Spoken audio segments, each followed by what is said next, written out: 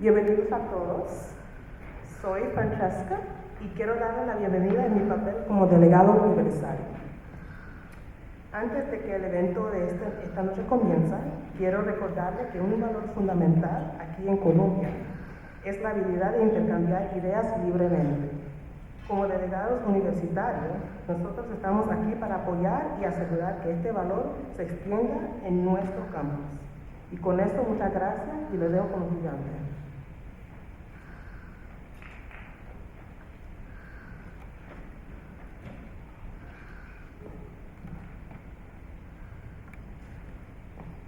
Bienvenidos a todos. Primero que todo, pues, creo que vale la pena agradecerle a los candidatos por aceptar esta invitación a la Universidad de Colombia, de nosotros el grupo Colombia por Colombia. Candidato Iván Duque, muchas gracias. Candidato Gustavo Petro, muchas gracias. Candidato Humberto de la Calle, muchísimas gracias. Vale la pena decir que aquí se invitaron también a Sergio Fajardo y a Germán Vargas Lleras. Por temas de agenda, desafortunadamente no pudimos contar con ellos el día de hoy. También le damos la bienvenida a la candidata vicepresidencial Marta Lucía Ramírez, que está acompañándonos en la audiencia.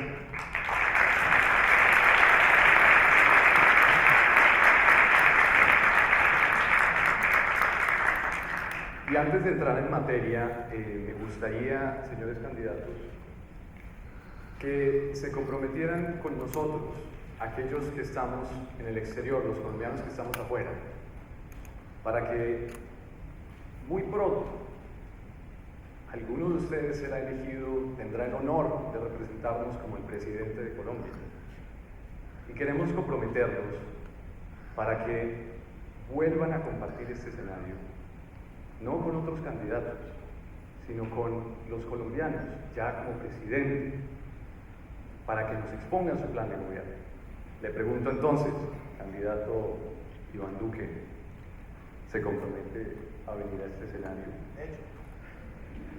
Candidato Gustavo Petro, ¿se compromete? Candidato Humberto de la Calle, ¿se compromete? Sin duda ninguna. Perfecto, muchas gracias.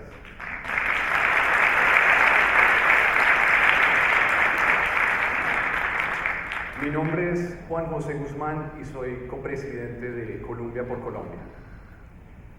Es para mí un honor estar aquí al frente de ustedes, al frente de todas las personas que nos siguen por las redes, porque este ha sido un proceso largo, tedioso, enviar correos, emails, WhatsApp, se imaginarán, porque conseguir unos candidatos que vengan y se lo sienten a nosotros estudiantes no es fácil, y menos en el exterior.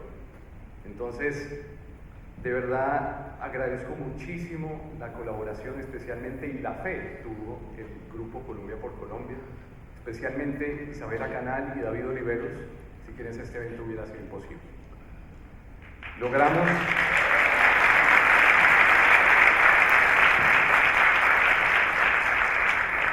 finalmente que este día llegara donde los candidatos, en un escenario que no esperáramos, fuera el primero que se encuentran ya en sus candidaturas establecidas, estos candidatos, para que nos hablen acerca un poco más de lo que proponen, más allá de esos ratings que muchas empresas de telecomunicación buscan. Nosotros venimos a tener una discusión que valga la pena, de la cual aprendamos, porque en últimas ellos proponen, pero nosotros somos los que decidimos. Quiero darle el agradecimiento a nuestros sponsors, especialmente a la Fundación Prosoba, con su directora Pilar Perú, al Instituto de Estudios Latinoamericanos ILAS, su director profesor José Moya, al Colombian Studies Group de la Universidad de Nueva York, CUNY, al S-Specialties, a la Fundación Caring for Colombia, al Latin American Student Association, LASA, y al Colombian American Association. Asimismo, le agradezco a nuestros moderadores, la doctora Mari Roldán, de Hunter College del Sistema CUNY, Camila Zuluaga, periodista de W Radio y estudiante de Colombia, y también a Esteban Ángel, también estudiante de Colombia. Les explico un poquito de dónde salió esta idea. Hace un año, después de un evento Perspectivas de Paz que tuvimos en esta misma universidad con algunos periodistas colombianos, llegó la idea. Nunca antes se ha tenido un debate con candidatos presidenciales en el exterior. Fui a proponerlo a la mesa directiva de Por Colombia. Algunos me dijeron que sería imposible, otros me dijeron hagamos. Creo que el resto es historia porque aquí estamos. Me gustaría también resaltar la presencia de todos los medios de comunicación que están aquí, o sea, que han querido apoyar esta iniciativa. Y más allá de todo, quiero que todos reconozcamos que este es un espacio de orgullo. Muchas veces en el exterior encontramos que ser colombiano es complicado, sea por temas de discriminación, sea por temas de, bueno, cantidad de cosas. En últimas, lo único que debemos hacer es coger ese pasaporte colombiano, alzarlo y decir, oiga, qué berraquera es ser colombiano.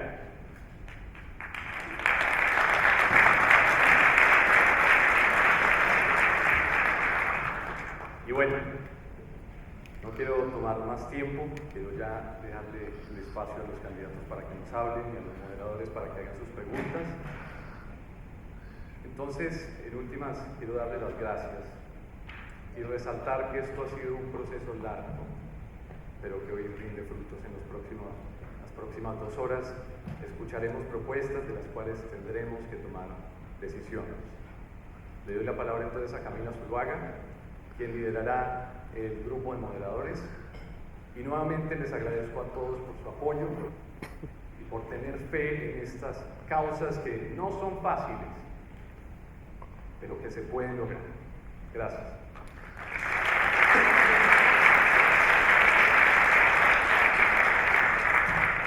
¿Me oye? Sí. Juan José, gracias. Les vamos a explicar entonces un poco a ustedes y a los candidatos cómo van a ser las reglas del debate. Vamos a hacer 3 personas preguntando en representación de la comunidad académica, de la comunidad estudiantil, y a mí me tocó en representación de los periodistas. Es 2 minutos de respuesta. Los candidatos tienen 2 minutos para responder cada una de las preguntas. Si hay una réplica de parte de algún otro candidato frente a la respuesta, la réplica tiene 1 minuto, y obviamente al candidato al que se esté cuestionando también tiene 1 minuto para responder. Entonces, pues digamos como que no vamos a poner corneta ni mucho menos, pero pues para que seamos lo suficientemente considerados con el tiempo. Colombia por Colombia es una organización, como ya lo explicó Juan José, de estudiantes en el exterior, y por eso nuestro primer bloque de preguntas tiene que ver con eso. Esteban. La primera pregunta es para el candidato Duque. Según cifras recientes del DNP, alrededor de 5 millones de colombianos viven actualmente de manera permanente en el exterior. ¿Contiene su programa de gobierno alguna propuesta que beneficie o incluya a estos 5 millones de colombianos? Bueno, primero que todo, muy buenas tardes a todos ustedes. Para mí es un verdadero honor estar acá. Hace aproximadamente 8 meses lanzamos en una columna de portafolio las 10 propuestas para los colombianos en el exterior. ¿Qué queremos para esa diáspora de colombianos? Primero que todo, mejorar los servicios consulares. Son excesivamente costosos y hay una gran dispersidad. ¿Qué queremos? Que se agilice a través de los servicios tecnológicos la prestación de servicios y que se utilice mucho más el servicio digital. 2, que permitamos con facilidad la repatriación. 3, que permitamos la homogenización de títulos universitarios de manera rápida. 4, que le permitamos a los colombianos en el exterior poder desarrollar los ahorros, no solamente pensionales, sino tener incentivos para invertir en el país con algunos descuentos. 5, que nosotros le permitamos a los colombianos en el exterior poder hacer desarrollos empresariales, invertir en empresas y que puedan tener también descuentos. Los otros 5 puntos, después me refiero que tienen que ver con la prestación de servicios sociales, pero esencialmente crear un fondo que se financia con la emisión del pasaporte para los colombianos que tienen que enfrentar la pérdida de un familiar o una enfermedad que requiera su repatriación, que eso se pueda pagar de manera automática y no pasar muchas penumbras que hoy afectan a los ciudadanos en el exterior. Dejémoslo por ahí por respeto al tiempo, les quedo viendo las otras tres, pero están publicadas en una columna de portafolio que son 10 puntos para los colombianos en el exterior. Gracias.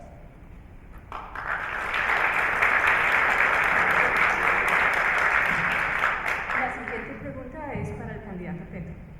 Colombia ha sido aliada fiel de los Estados Unidos desde la década del 30, una relación que se estrechó aún más con el Plan Colombia. ¿Cómo será la relación de Colombia con los Estados Unidos en su potencial y específicamente con el señor Trump en su potencial gobierno? Bueno, gracias.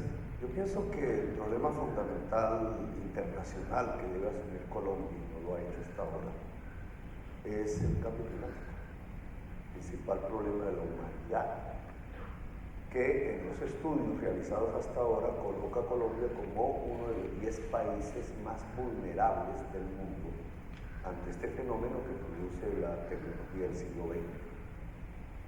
Y en esa medida, la política internacional, tal como la desarrollamos embrionariamente en la ciudad de Bogotá, es básicamente construir el frente con aliados políticos, sociales, estatales, gubernamentales, que nos ayuden, por una parte, a la mitigación mundial del cambio climático y por otra parte, a los fondos de financiación de la reconversión tecnológica y de la adaptación al cambio. Es un tema que, como ustedes observarán, no es propiamente el del gobierno actual de los Estados Unidos, pero es la divisoria de aguas en el mundo. Colombia debe dejar de priorizar como su agenda internacional el narcotráfico, lo cual ha sucedido en los últimos 30 años, y pasar a una política de vanguardia en las grandes discusiones del mundo con un papel estelar, ojalá, el del cambio climático. Respecto a la política antinarcóticos, en mi opinión, y ese es un tema que tiene que ver con el gobierno de los Estados Unidos, debemos dar un paso hacia la nacionalización de esa política. Creo que tanto aquí como allá hemos llegado a la conclusión que la guerra contra las drogas es un fracaso, pero no se han tomado las medidas de reforma a ese tipo de política que ha guiado al país y a los Estados Unidos en los últimos 25 años. Esa reforma, ya lo hablaremos en otra pregunta, porque se agota el tiempo, tiene que ver, en mi opinión, con la reducción del poder político de las mafias en Colombia, precisamente para poderlas golpear.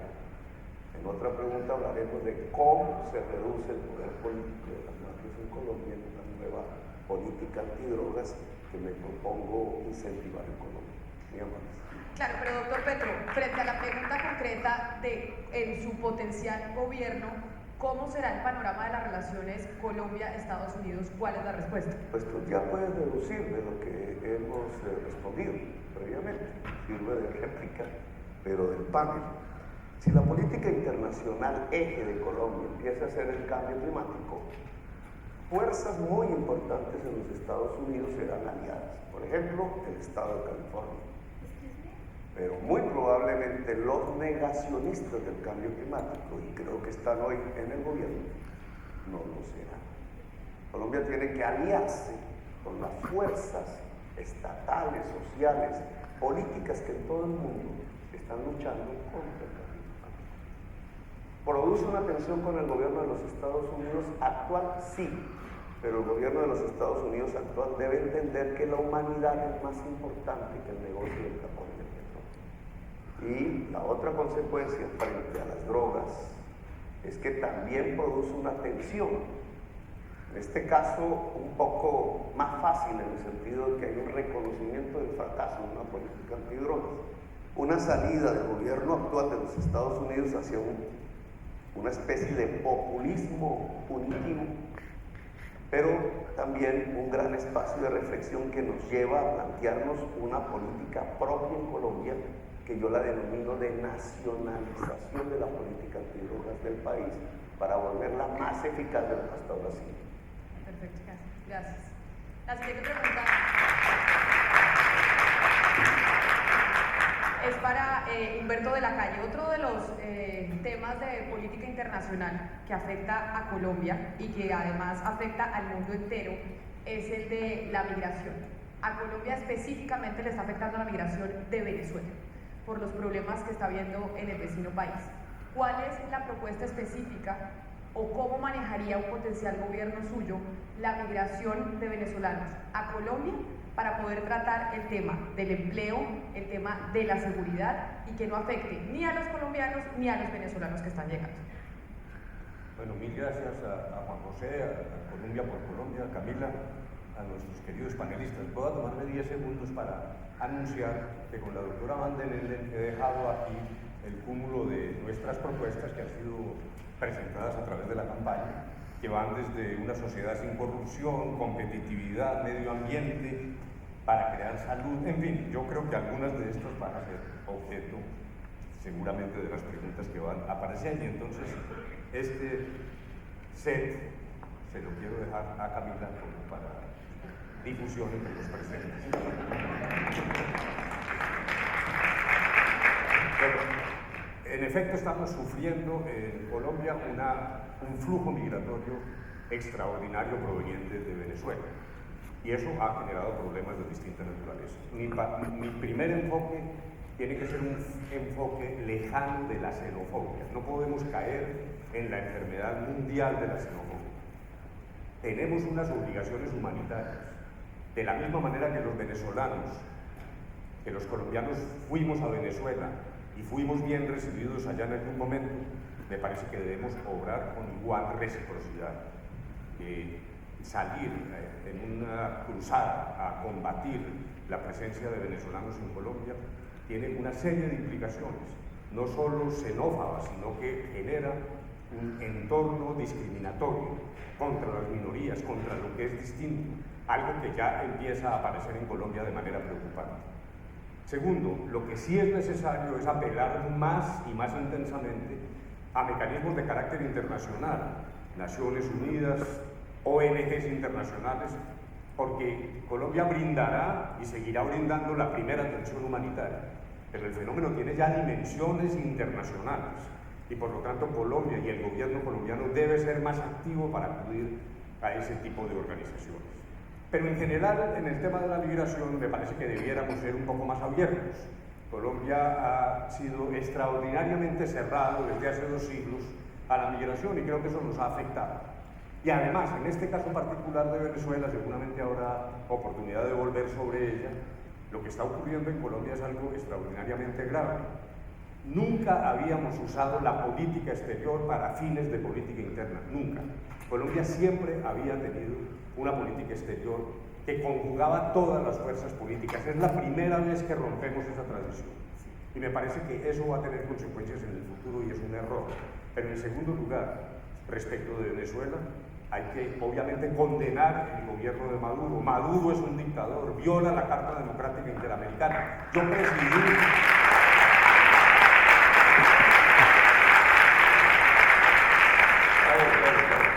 presidí las deliberaciones que permitieron expedir la Carta Democrática Interamericana cuando me desempeñaba en la OEA.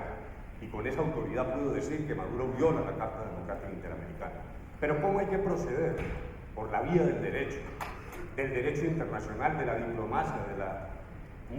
diplomacia multilateral. Colombia no debe emprender acciones en solitario, y mucho menos ciertas provocaciones como para que actúe en condiciones unilaterales que solo son aquellas que servirían a Maduro para perpetuarse. Para decirlo en lenguaje coloquial colombiano, no le demos el papayazo a Maduro de tomar nosotros iniciativas unilaterales. Vamos de la mano de la diplomacia, aun cuando la diplomacia sea un poco más lenta.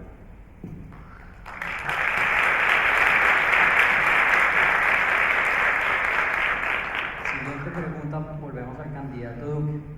La principal fuente de información de nosotros los colombianos que vivimos en el exterior es la prensa.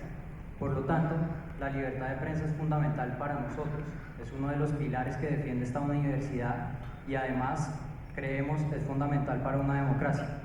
Candidato Duque, inevitablemente nos tenemos que referir al trino del fin de semana del jefe de su partido actual senador Álvaro Uribe Vélez, que dice lo siguiente, cito textualmente: Daniel Coronel, político y contratista de Santos, tiene pánico y con razón. Un gobierno de Iván Duque manejará con transparencia las concesiones de televisión. Nuestra pregunta es, ¿su gobierno qué posición tendrá frente a la libertad de expresión, libertad de prensa y acceso a la información? Muchas gracias por la pregunta. Y hace 8 días, a raíz de las inquietudes que tenían muchas personas, me aproximaron y me preguntaron cuál es mi opinión. ¿Yo qué dije? Lo que he dicho siempre frente a la libertad de prensa.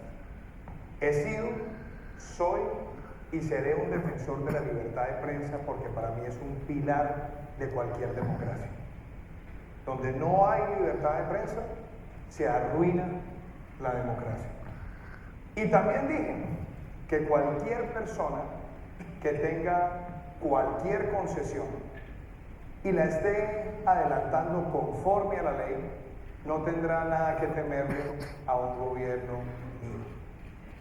Dicho eso, yo también presenté en el Congreso de Colombia un proyecto de ley de publicidad estatal para limitar la forma en la que el Estado contrata la publicidad, y utilicé la relatoría de la Organización de Estados Americanos y particularmente el caso de Montenegro en Argentina para que la publicidad estatal no se convierta en un mecanismo ni para cooptar ni para perseguir la libertad de prensa.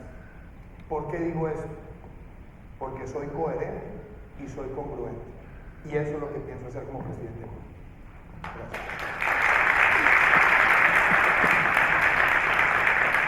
¿Tiene réplica el doctor Humberto de la Calle? Sí, dijéramos que la respuesta es impecable, pero quedó ahí un elemento suelto. ¿Por qué el doctor Uribe anuncia cuál va a ser su comportamiento desde la presidencia de la República? ¿Usted cómo valora esa decisión?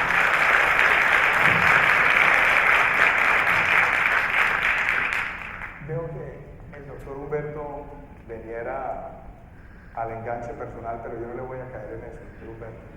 Yo no soy intérprete de trinos, y así lo dije. Yo soy candidato a la presidencia, y como candidato a la presidencia le contesto a usted mirándolo a los ojos. No voy a afectar la libertad de prensa. Usted me conoce hace mucho tiempo y sabe que he denunciado la dictadura de Nicolás Maduro, y por eso lo llevé a la Corte Penal Internacional y con la firma de 76 senadores de Colombia y 50 de Chile, aludiendo como una de las graves violaciones el haber desmantelado la libertad de prensa. Entonces creo que cuando estamos en la tarea política, la congruencia y la coherencia es lo que habla por nosotros. Y por eso no me refiero a temas personales, le hablo como lo que quiero ser, presidente de Colombia y como defensor de la libertad de prensa, como uno de los pilares de la democracia.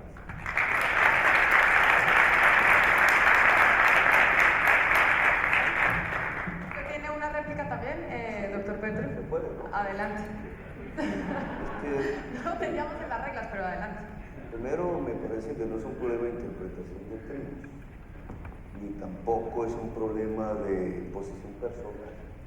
Es el jefe de su partido. Y es el jefe de su partido que fue presidente, gobernó 8 años y quiso gobernar otros 8 años más a través del presidente Santos, al cual lo llamó traidor, precisamente porque no le hizo caso. Y lo que ha dicho el jefe de su partido es que las concesiones de televisión y los procesos licitatorios van a dar cuenta de un periodista que no le ha sido afín al señor Daniel Coronel.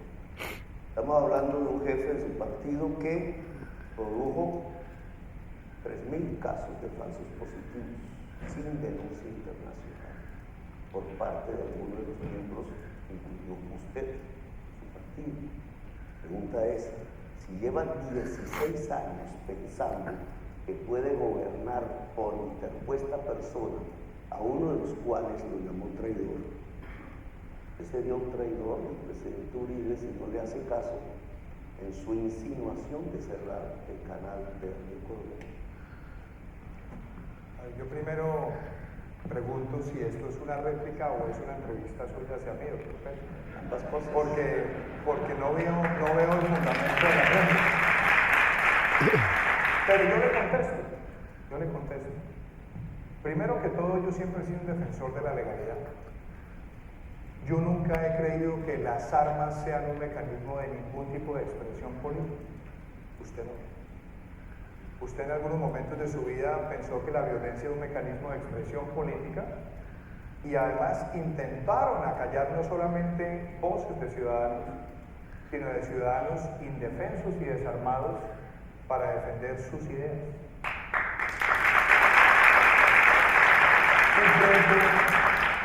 Frente a los ataques que usted le hace al presidente Uribe, al expresidente Uribe, a su gobierno, pues estamos listos para dar el debate. Y le voy a decir mi postura. Todo aquel que estando en las fuerzas militares haya deshonrado el uniforme y que haya deshonrado la responsabilidad de las Fuerzas Armadas, la constitucional, de proteger la vida, honor y bienes de los colombianos, merece una sanción severa, no canonjías. Y también le digo lo siguiente, cualquier aproximación que usted quiera hacer sobre los falsos positivos, miremosla con evidencia. Miremosla con la purga que se hizo en la fuerza pública, miremosla con las investigaciones que se adelantaron y no tratemos de simplemente atacar al presidente Uribe para ganarse aplausos o ataques en un debate. Fijemos lo que queremos para Colombia, y es que cualquier persona que porte el uniforme de la patria tenga que comportarse con respeto y respeto a los derechos humanos.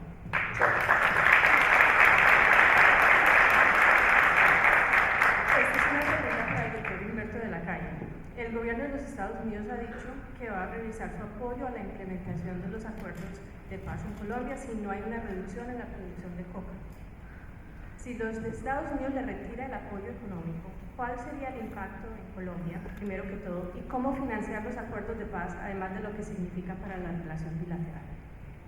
Lo primero sobre los cultivos es que tenemos que enfocar dos capítulos diferentes del problema en Colombia, el de los cultivos mismos y el del narcotráfico. Mi postura, si llego a la presidencia de la República, es continuar atacando las bandas del narcotráfico. Colombia no puede ser sojuzgada por bandas criminales, BACRIM o como se llaman. Me parece que ahí hay una obligación de los colombianos.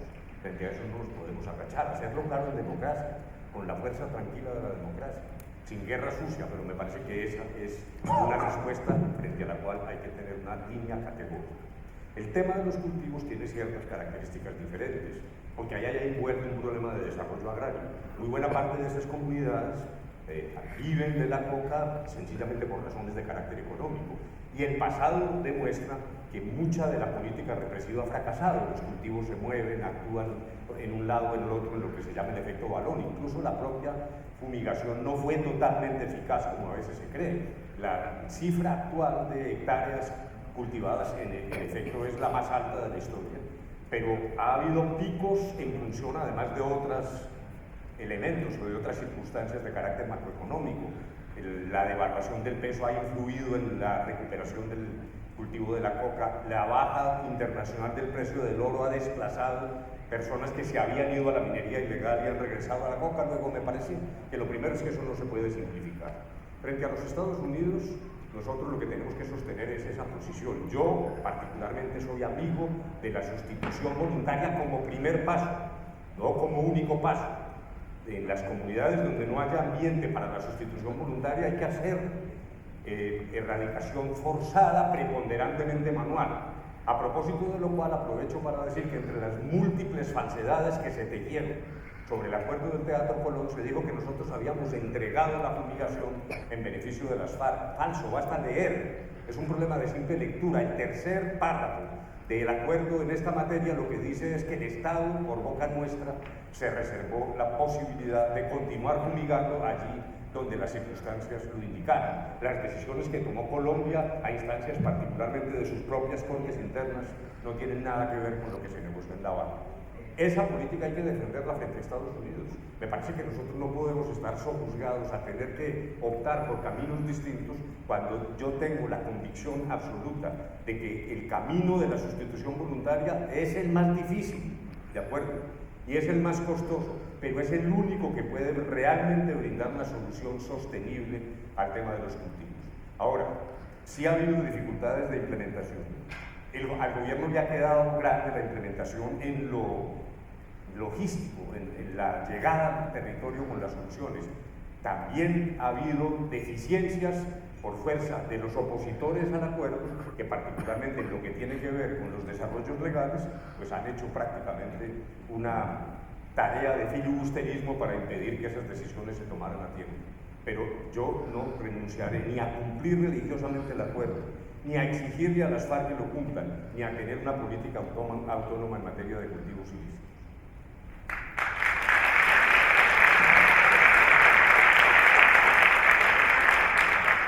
Esta pregunta es para el candidato. Los programas de gobierno plantean una reducción de impuestos. ¿Cómo se van a reemplazar esos recursos? ¿Quería explicar? No me he preguntado. Entiendo, pero esta pregunta es específicamente a usted. Es que hacemos una claridad, vamos a cambiar de tema, o usted quiere decir algo del tema. Pregúntale por si iban en... No. Ya verá. No necesariamente va uno y uno. No. Vamos a pasar al tema económico ya. Sí. Entonces, vuelvo a repetir la pregunta. Sus programas de gobierno plantean una reducción de impuestos. ¿Cómo se van a reemplazar esos recursos?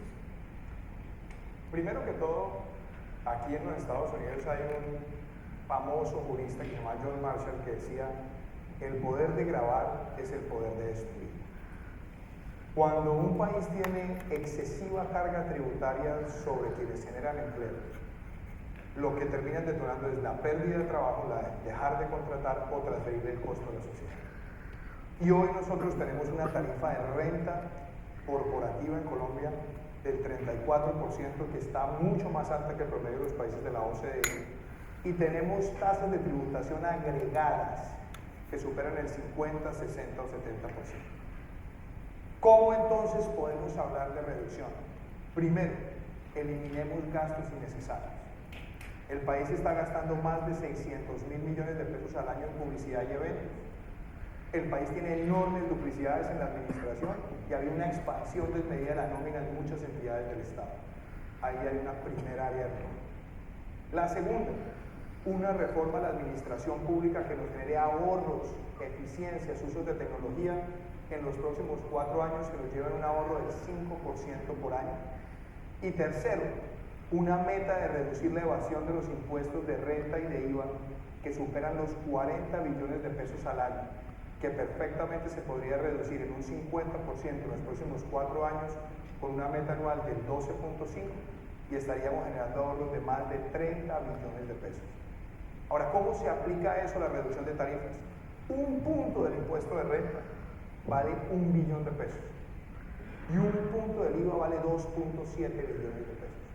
Ahí es donde liberamos los recursos para buscar la combinación indicada y reactivar la inversión, reactivar la contratación y mejorar el ingreso de los trabajadores por la vía de la inversión. Esa es la combinación de herramientas sobre la cual se sustenta la reducción de impuestos que le estoy proponiendo a los colombianos.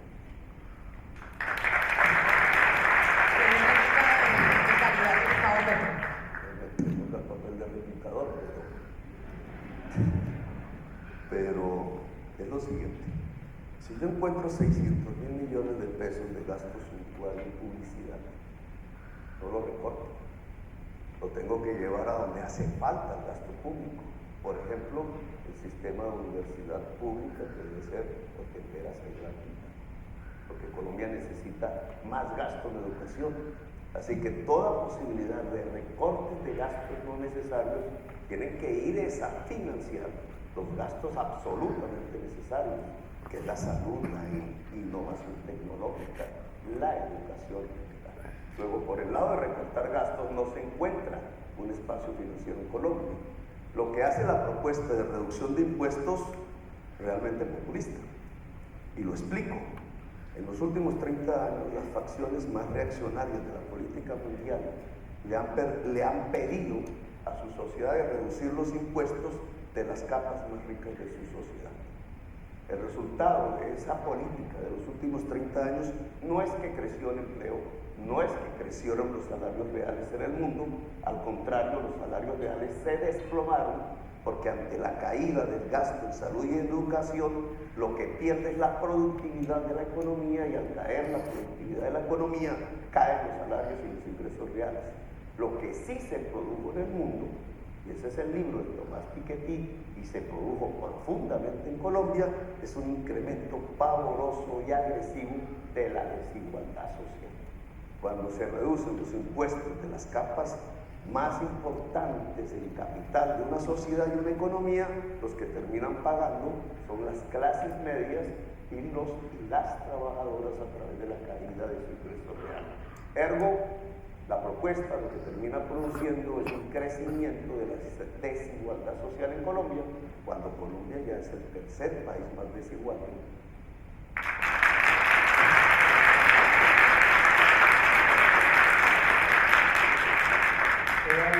Hay un problema, doctor Petro, es que yo no estoy hablando de los ricos, estoy hablando de los que generan empleo, que son las empresas. En Colombia hay 22 millones de personas ocupadas que contestan la pregunta del DANE: ¿ha trabajado usted al menos una hora con o sin remuneración durante la última semana? Y contestan sí, quedan incluidas. Pero menos de 7 millones son los que contribuyen a pensión y salud y menos de 2 son los que se pensionan. Una gran informalidad. Si queremos resolver los problemas sociales de Colombia, se necesita es formalización laboral. ¿Y quién formaliza, doctor Pérez? Formalizan los que generan empleo. Y resulta que el 47% de los negocios en Colombia, según cifras de entidades como el Banco Interamericano de Desarrollo, no tienen registro mercantil, no están formalizados como negocio. Luego, muchos no se formalizan por la excesiva carga tributaria, por la mala distribución de la carga tributaria, por la enorme dispersión de impuestos. Lo que tenemos que hacer es incentivar la formalización para enfrentar esa situación de pobreza que necesitamos aliviar en el país. Y por eso, para hacerlo, lo que estoy proponiendo es que tengamos un Estado más austero, más eficiente, que nos permita bajar las cargas, formalizar negocios, formalizar empleo, detonar inversión, generar actividad económica y por esa vía generar el crecimiento que nos permite tener los recursos para mejorar la inversión pública. Esa es la lógica que hay detrás de esto. No destruir a quien genera empleo, porque ese tipo de estigmatizaciones lo único que nos terminan es llevando a replicar el errático modelo de Venezuela que usted tanto predica.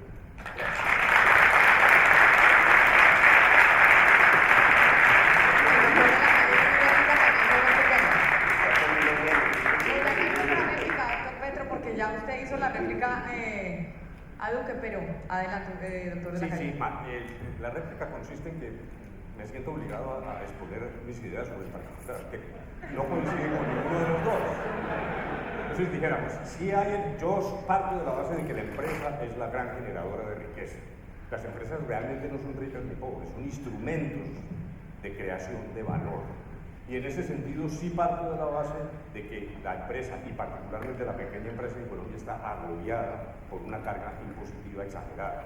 Luego, estoy de acuerdo con continuar una senda declinante, suavemente declinante, con responsabilidad frente al impuesto corporativo de renta. Ahí estoy de acuerdo. Y en segundo lugar, también lo estoy en que el gran problema de Colombia estructural es la informalidad. Informalidad a la cual contribuye el Estado. En Colombia se dictan 2 decretos y 11 resoluciones diarias. Es realmente imposible para un ciudadano, y menos para un pequeño empresario, cumplir la multiplicidad de exigencias que han conducido a muy buena parte de la economía a la informalidad. Hay una invitación a la informalidad que se origina en el propio Estado ineficiente. Con lo que no estoy de acuerdo con el doctor Duque es que me parece que la respuesta para tapar el hueco fiscal es insuficiente. No basta con trabajar en el gasto. La Comisión de Gasto ha propuesto unas ideas y ese es un tema bastante inflexible. En segundo lugar, estoy de acuerdo con Petro en el sentido de que el problema no es solo reducir el gasto, sino reconducirlo, y mi lema es primero los pobres. En tercer lugar, ¿de dónde entonces, cómo tapamos el hueco? Primero, examinando la multiplicidad de exenciones, de ventajas tributarias que concedió el gobierno anterior. Si uno mira lo que hay allí, hay alrededor de 6 o 7 millones de pesos que usted puede recuperar, dejando solo las exenciones verdaderamente productivas. En segundo lugar, lucha contra la evasión, sí, contra la corrupción además. Cada acto de corrupción cuesta 2 reformas tributarias. Pero además también para los muy ricos, y voy a decir esto cuando los asesores le digan a uno que no lo diga, le aconsejen que sea más prudente, los muy ricos en Colombia tienen que hacer un esfuerzo solidario. Colombia es una empresa de todos y no vamos a ser capaces de vencer la inequidad profunda de la sociedad colombiana si no logramos tarifas más progresivas para ese percentil final de los verdaderamente ricos en Colombia que tienen que ayudarnos a todos. Y eso significa también ampliar la base tributaria. Colombia es una empresa de todos los colombianos.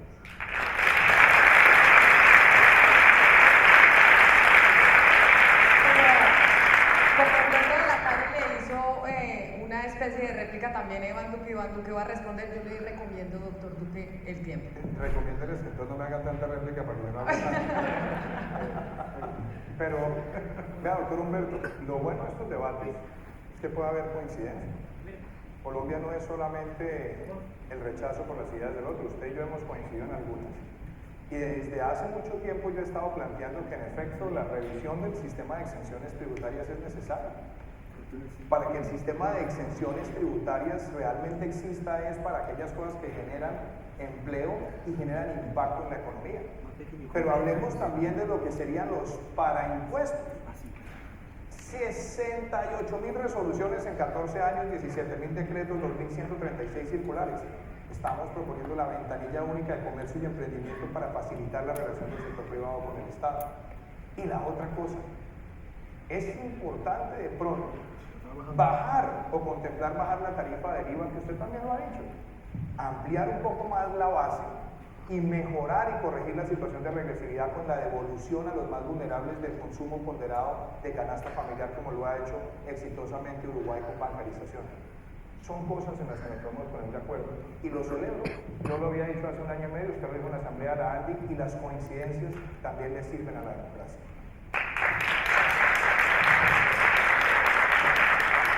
Esta es una pregunta para el candidato Gustavo Petro y tiene que ver con el sistema pensional, porque en el presupuesto de la Nación todos los años se gira al sistema pensional 39 billones de pesos, lo que representa un 3.8% del Producto Interno Bruto del país. Y además ese presupuesto destinado a las pensiones sigue creciendo todos los años y lo lamentable es que tenemos solo un 20% de cobertura. Esto significa que una reforma pensional en Colombia no da espera.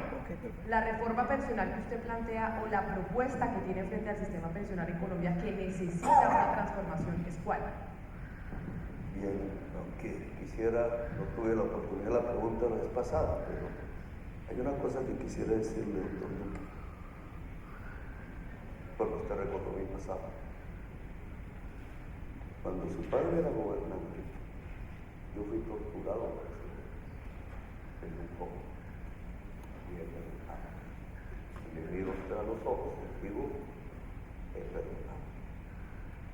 2. Cuando usted habla de Venezuela, es precisamente su modelo el que se parece al venezolano, porque se afinca sobre la permisión del fracking para sacar más petróleo y hacer depender a la sociedad colombiana de la renta petrolera exactamente. Bueno, yo propongo hacerla depender de la producción, de la agricultura y de la industria y separarnos del petróleo. Yo les pongo su pregunta. El sistema pensional colombiano se creó en la Ley 100, es un sistema básicamente privado, de fondos privados de pensiones que han captado a más o menos 220 millones de pesos y no les han entregado pensión sino 140.000 personas. En perspectiva es un fracaso, no va a generar pensiones. Sí, un ahorro forzado que ha permitido una palanca de control sobre la economía por parte de los propietarios de los fondos privados de pensiones. Yo lo que propongo es un sistema de pilares. Un primer pilar de reparto simple, es decir, no de ahorro individual en cuentas, sino de cotizaciones que se pagan inmediatamente en forma de pensión a quienes en ese momento tengan derecho a la pensión. Ese sistema debe ser universal, aplicarse a todo trabajador o trabajadora de Colombia con financiación estatal que permita ampliar la cobertura en el pago de pensiones a la población que hoy, teniendo la edad, no tiene pensión.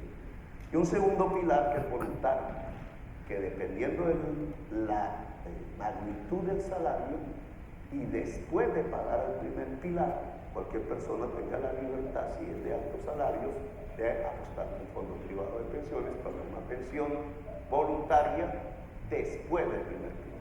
En esa medida lo que me propongo es, tanto en salud, que será otra pregunta, como en pensiones, reformar la ley 100 en función de restringir el sistema de cuota de ahorro pensional individual y pasar a un sistema de primer pilar de reparto simple, tal como existe en Uruguay, en Venezuela, que le está dando pensión al pueblo uruguayo.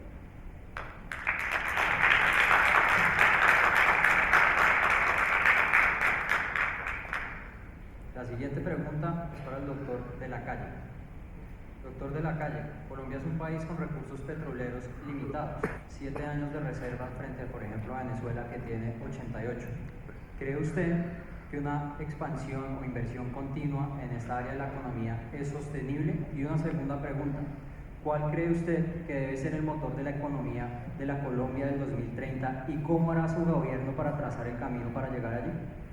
Bueno, sobre el primer punto, el tema de la minería es crítico, los hidrocarburos, en primer lugar por el impacto fiscal que tiene, en efecto, muy buena parte de la fiscalidad depende de estos ingresos, pero en segundo lugar porque entra en contraposición, lo dijo Petro, con el problema de un modelo de preservación del medio ambiente. Lo que está ocurriendo en Colombia pues es una afectación profunda de la casa común, como le llamó el Papa Francisco, que me parece que es la mejor descripción de la obligación que tenemos de cuidar el ambiente para nosotros, para nuestros hijos, pero también para el planeta. Lo que está pasando con la industria extractiva es un tema mundial que implica entonces cambios en nuestro modelo económico. Pero aquí hay que separar fenómenos distintos.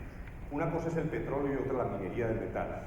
La minería de metales no es fuente excesiva de recursos, es una fuente de recursos, pero no es crucial para el fisco colombiano y en cambio su efecto es extraordinariamente nocivo. Hay quienes nos dicen, bueno, pero en Chile y en Perú hacen minería de metales sin problema.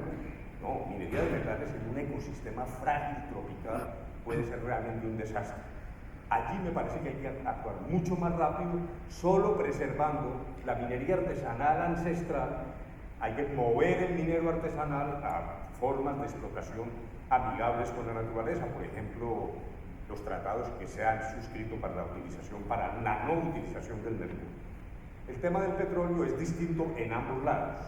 Es menos nocivo en el momento de su explotación, la porción de superficie comprometida es menor, pero al mismo tiempo realmente hoy es un elemento insustituible del fisco colombiano, de la hacienda pública colombiana. Luego lo que hay que hacer allá es trabajar con la mira en el futuro. El tema del carbón además rápidamente va a generarse una situación en la que no va a haber compradores y tenemos que irnos acostumbrando a eso. En resumen, una acción preventiva dirigida a la preservación del medio ambiente para crear un sistema económico más diversificado, turismo. La gran posibilidad del turismo para Colombia es enorme. Estoy hablando de ecoturismo, puede ser una gran potencia mundial en esa materia. Y en segundo lugar, el tema de la agricultura. Haber logrado estabilizar el campo con el acuerdo del Teatro Colón, y es, yo sé, un tema que puede ser materia de discusión, le abre enormes posibilidades a Colombia, porque la reforma rural integral tiene un propósito que es recuperar la economía campesinista, la dignidad del campesino, pero es la primera vez que una guerrilla a la vez dice, después de 50 años de sostener lo contrario, que hay otras formas de explotación del campo, comillas, esto lo dice entre comillas el acuerdo, de cara al proceso de globalización de la economía. Luego, la potencialidad de Colombia como despensa del mundo es enorme, y el gran esfuerzo tiene que ser conducir la economía colombiana a una menor dependencia de la industria extractiva, con los riesgos que todos estamos ya comenzando a sentir.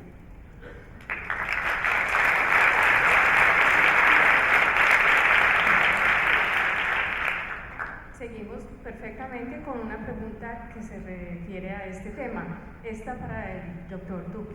Colombia es el país más biodiverso por metro cuadrado del mundo. Aunque muchas veces se piensa que su riqueza natural solamente puede ser explotada a través del turismo, existe también un potencial para su explotación científica y médica. Aparte del turismo en su plan de gobierno, ¿qué otras propuestas existen para la explotación económica de la biodiversidad en Colombia? Muchísimas gracias. Antes de eso, déjeme decir una cosa, y es que el doctor Petro quiere ponerme a contestar por un gobierno cuando yo tenía 6 años. Con mucho gusto trato de hacerlo porque me parece además que es un ataque bajo tildar a mi padre o insinuar que mi padre fuera un torturador. No acuda a ese tipo de prácticas porque mi padre fue un hombre honorable, pero además de eso, usted le buscó una cita una vez con Alberto Giraldo y fue a mi casa a hablar con él. Yo no estaba. No diga esas cosas que no le quedan bien. Mi padre fue un hombre que siempre defendió la libertad. Y lo otro, siempre he rechazado la tortura. Y la violencia en cualquier forma, he sido coherente. Lo hice desde mi vida académica, lo hice con mi tesis basada en el caso de Manfredo Velázquez Rodríguez en Honduras y lo he hecho a lo largo de mi vida. Y frente a esta pregunta que a mí me parece central, la biodiversidad en Colombia es uno de los grandes patrimonios y por eso nuestro deber es armonizar la biodiversidad con cualquier forma de desarrollo económico en el país. Por eso digo producir conservando, conservar produciendo.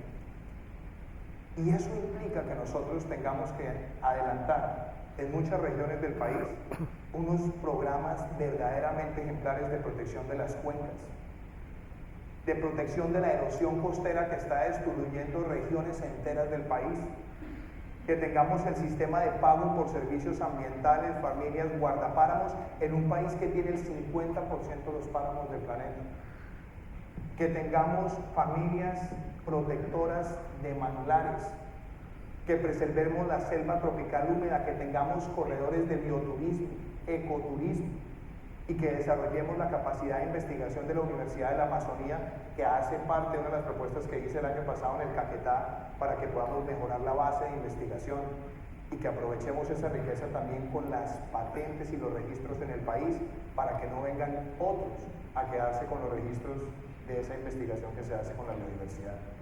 Y eso ha hecho parte de las propuestas que he venido compartiendo con los colombianos y para mí lo más importante, denme 30 segundos, lo más importante es que tengamos una ética del siglo XXI donde los estudiantes desde edad temprana aprendan a proteger el ecosistema, a reducir, reciclar, reutilizar. Y mi último comentario, aquí está el representante de la Cámara, Federico Hoyos, con quien soy coautor del proyecto de carros eléctricos, para que Colombia vaya teniendo un parque automotor más limpio y busquemos en la protección de la calidad del aire también un mecanismo de preservar nuestra naturaleza. Muchas gracias.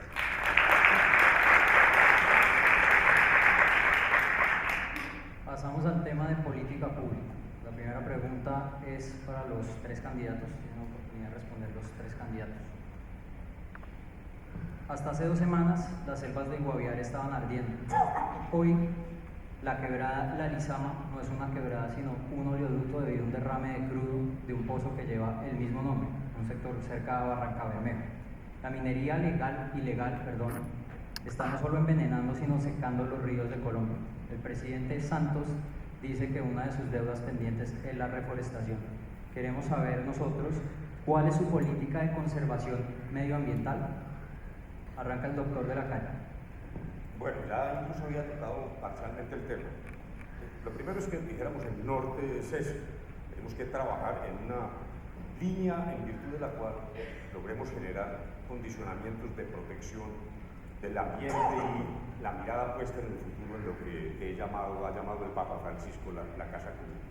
Eso tiene implicaciones, primero institucionales. El sistema actual es extraordinariamente débil, y no solo débil, corrupto. Lo que está pasando con las CAR es que son una mata de corrupción. La utilización de los POTs en los municipios se ha vuelto una fuente de enriquecimiento ilegítimo.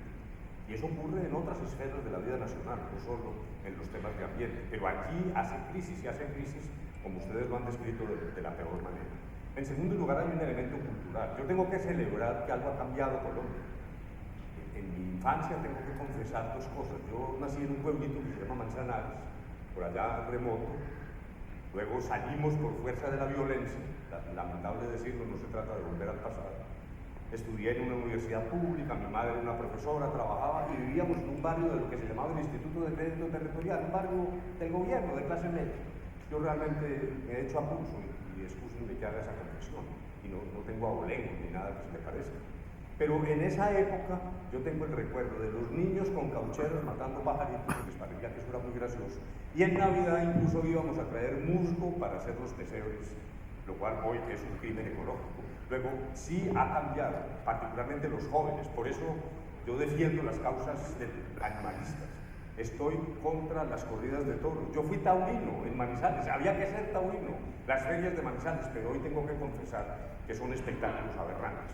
Entonces hay un problema institucional, un problema cultural y un problema de transmisión de valores a las nuevas generaciones que tenemos que incentivar.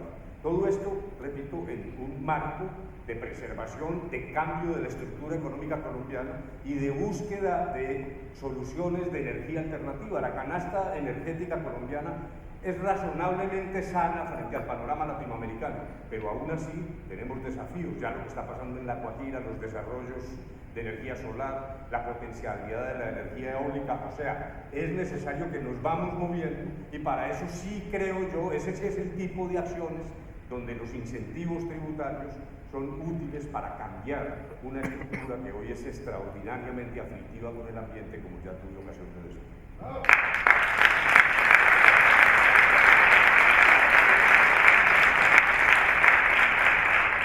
Candidato Petro, su turno para responder esa pregunta.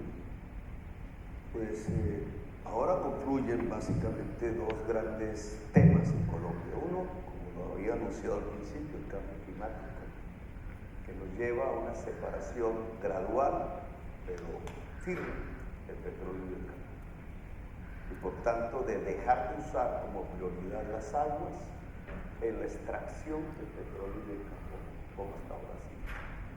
Y en segundo lugar, el tema de la paz, de la posibilidad de construir una era de paz que nos obliga también a tratar de construir una sociedad más igualitaria, más equitativa. Ambos temas nos remiten a un proyecto económico diferente. Un proyecto económico que tiene que centrarse en la producción y no en la extracción.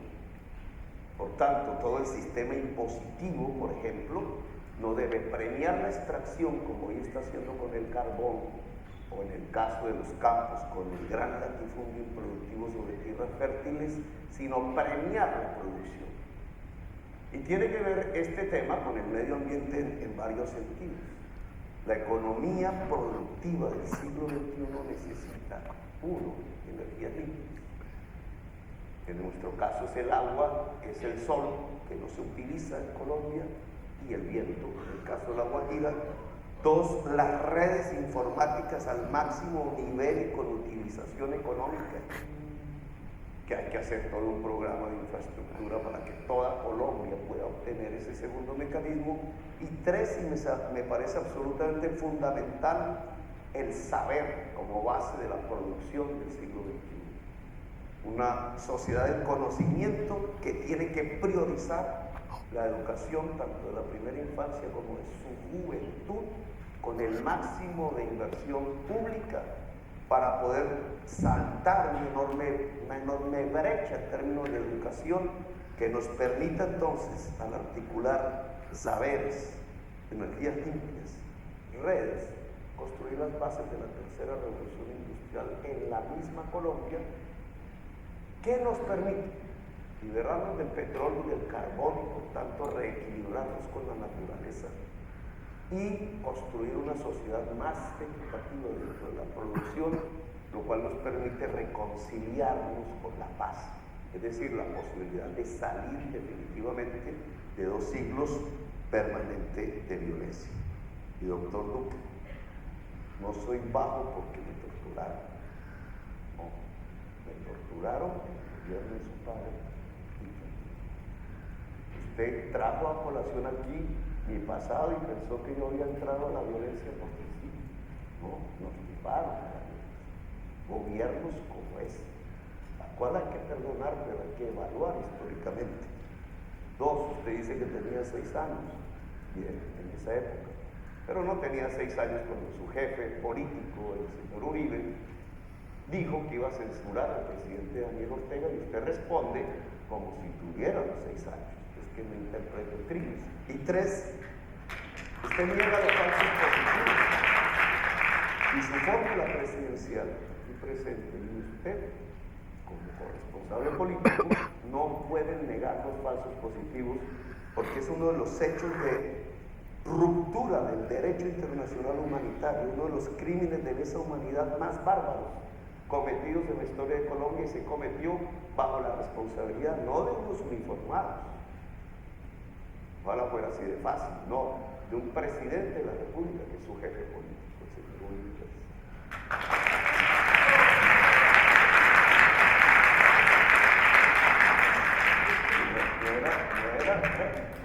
No, lo veo muy Parece presente. que las reglas del juego están un poco variadas. Esta pregunta es para los tres. Los tres van a responder la pregunta que se hizo sobre la política medioambiental. Yo le contesto esa, pero claro, como hay una alusión directa, también déjeme la contestar, porque usted persiste en el ataque personal. Veo que esta va a ser la forma en la que usted quiere conducir el debate electoral. Y de nuevo se lo digo, Usted empezó, de nuevo se lo digo, doctor Petro. Usted dice en el gobierno de su padre. No le queda bien decir eso, doctor Petro. Y le voy a contar una anécdota. Su compañero en el grupo armado al cual usted perteneció, Israel Santamaría, fue compañero de mi padre en la universidad. Israel Santamaría, en el camino equivocado de las armas, murió. Y algunos miembros de las fuerzas militares en ese momento no querían entregarle a la familia de Israel Santamaría el cadáver. Quien, con el dolor de haber sido su compañero en la universidad y haber visto el camino equivocado, defendió ese derecho y además se opuso y denunció actos de violencia con miembros de las fuerzas militares fue mi padre. Si usted quiere hablar del pasado de mi padre, lo hago, porque yo el nombre de mi padre lo llevo con la frente en alto. Y lo otro, yo no estoy negando los falsos positivos, los he condenado.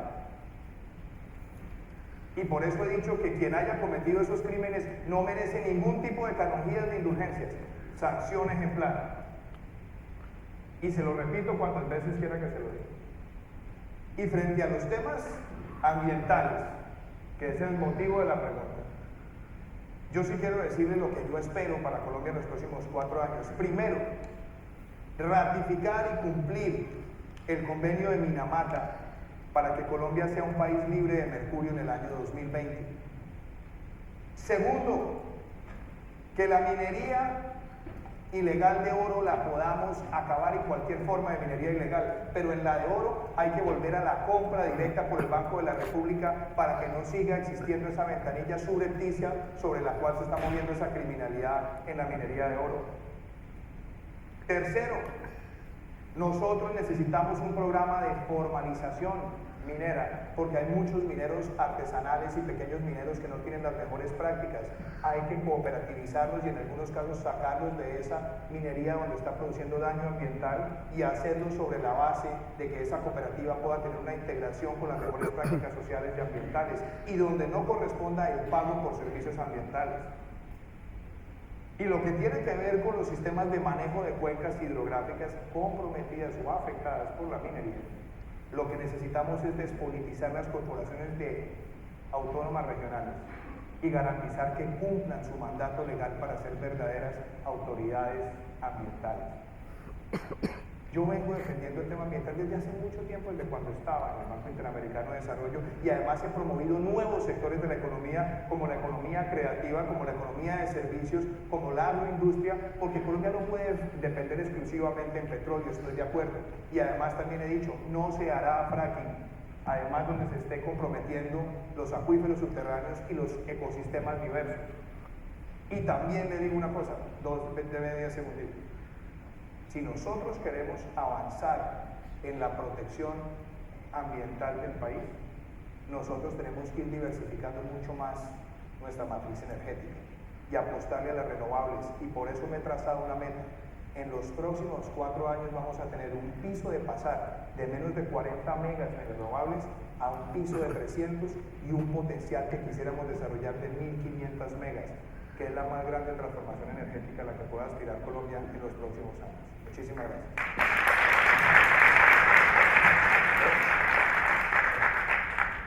Esta pregunta es para el doctor de la Calle. Pero Uno no de los hay efectos... posibilidad de hacer la réplica como usted dijo.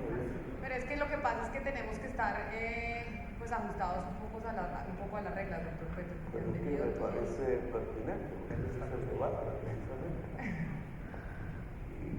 Y la réplica, Porque lo que pasa es que se han venido respondiendo ustedes, haciéndose ataques constantemente en medio de las preguntas y no en eso respondiendo. consiste el debate presidencial. En los ataques no, doctor Petro, debatamos los temas de política En pública. la que es lo que discusión queremos de hablar. la política pública, porque esa es mi réplica. Cuando uno habla del fracking y dice, pero no en donde estén sistemas biodiversos o hayan aguas subterráneas, es lo que digo. Es decir, en lo demás sí. O cuando uno habla de el glifosato, que no se mencionó en este momento, pero lo traigo a cuento, es decir, de volver a la política de fumigación aérea con glifosato, está ocasionando en ambos casos, uno respecto a la hoja de coca y otro respecto a la explotación de carbón y petróleo, un envenenamiento del territorio mucho peor que incluso el mercurio del oro y el oro. Y prácticamente se está ante un doble discurso, porque la utilización del fracking en cualquier lugar que siempre utiliza aguas que hay que embalsar después por su contaminación y en grandes cantidades, provoca la necesidad de levantar una política que hoy es un principio mundial, que es la de la prevención de la salud pública. Es decir, por prevención de la salud humana hay que prohibir el fracking, dado su alto contenido de contaminación de aguas que aún embalsadas como estaban en Texas, fíjese usted, el huracán combinó con los demás cuerpos de agua. Y en segundo lugar, si uno va a proponer la fumigación aérea de glifosato de nuevo en Colombia, literalmente lo que está proponiendo es envenenar con químicos altamente tóxicos para la salud los cuerpos de agua en Colombia. Entonces me parece que si se quiere una política de reequilibrio con la naturaleza, por lo menos con franqueza hay que decir no al fracking y no a la fumigación aérea.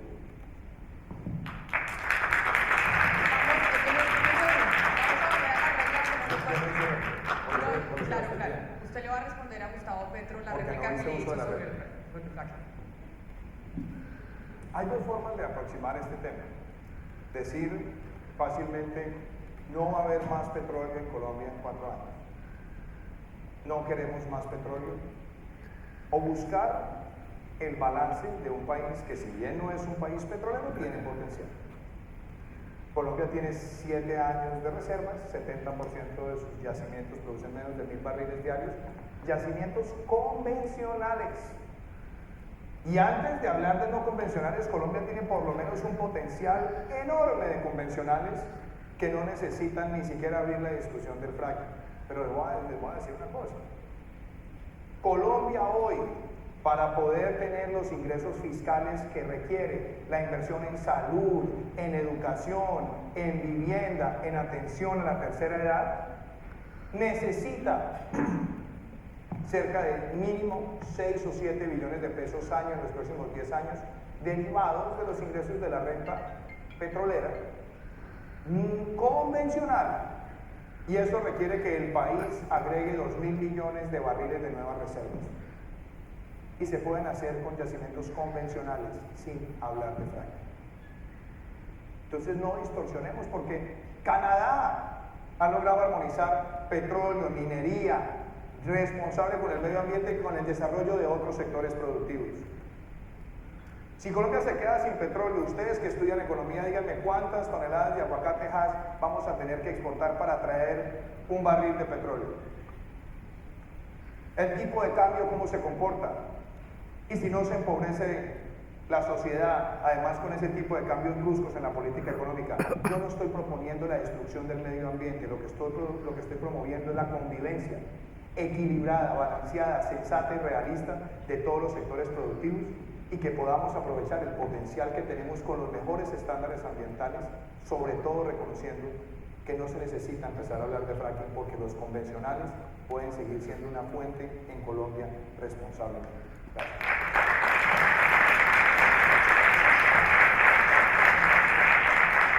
Esta pregunta es para el doctor de la Calle. Uno de los efectos de la violencia en Colombia ha sido el rezago de la infraestructura y por lo tanto la conectividad entre las regiones. ¿Cómo lograr que la infraestructura sea una herramienta de integración nacional por una parte y teniendo en cuenta que el desarrollo de la infraestructura tiene implicaciones medioambientales? ¿Cómo lograr un balance entre el desarrollo de esta y la conservación del medio ambiente? Sí, ha habido un despliegue muy importante en materia de infraestructura, sobre todo en las grandes vías, las 4G, etc. Eso hay que reconocerlo. Sin embargo, seguimos estando en niveles muy bajos, incluso en el escenario latinoamericano. Todavía seguimos siendo una geografía absolutamente desarticulada. Y de paso, la necesidad de integración no es solo física, no es solo un problema de vías, es también algo espiritual. Seguimos siendo una sociedad fragmentada. Cuando estábamos trabajando en la búsqueda de la paz, un presidente de un gran conglomerado financiero me dijo: usted, que era un abogado exitoso, se fue a La Habana a trabajar en ese embeleco de la paz. El embeleco de la paz es una palabra brutal.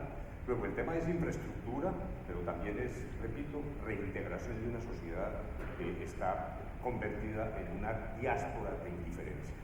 Pero en segundo lugar, no basta las 4G.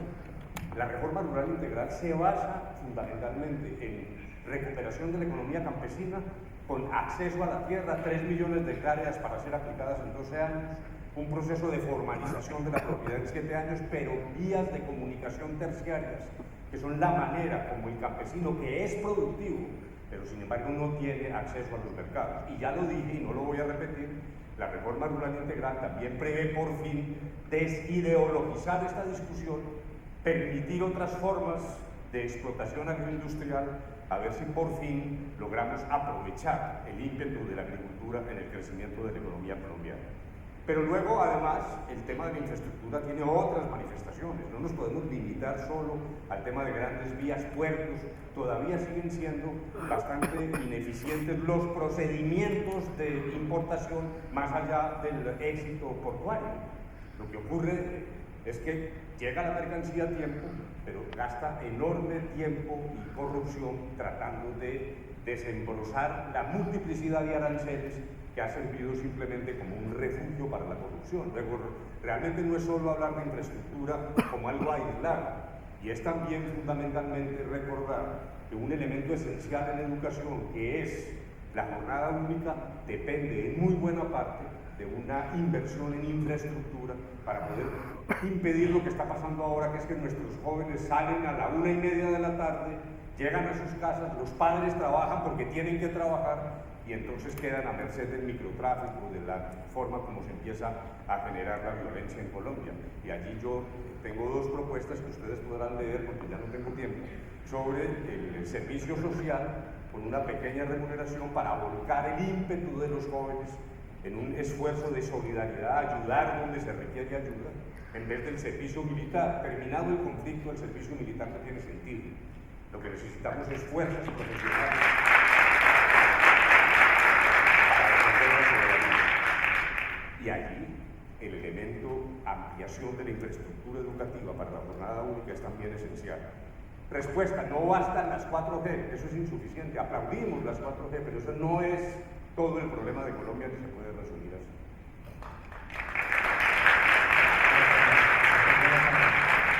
La siguiente pregunta es para el candidato Duque. El acceso a la educación de alta calidad es uno de los principales motores de desarrollo económico de un país. ¿Qué políticas contiene su plan de gobierno para ampliar el acceso a la educación de alta calidad, especialmente para los sectores de bajos recursos? ¿Qué mantendría de la política actual? ¿Qué cambiaría? El acceso a universidad es vital si queremos transformar nuestra sociedad. Y mi mayor preocupación es que de los más de 400.000, 500.000 egresados al año del bachillerato, muy pocos están llegando a la universidad.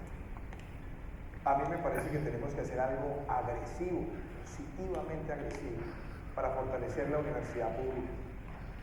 La universidad pública requiere un fortalecimiento en su administración, en su despolitización, en mejorar la acreditación de programas de alta calidad.